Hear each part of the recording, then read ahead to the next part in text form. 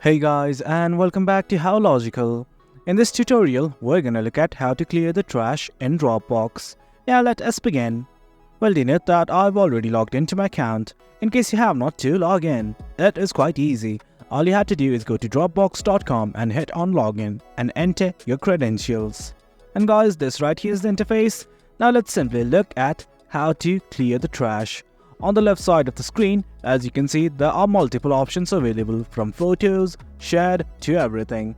From here, let's directly go to the bottom that says deleted files. Simply click on it. Then you will be redirected to this new page. Well, from here, do note that you can also select a filter in order to view your deleted files much more properly. But right now, what we want to do is simply clear our clutter or simply our trash. Well, right here next to each of these deleted files, you will see a checkbox. Simply click on the item that you want to delete. Let's say I want to delete this one.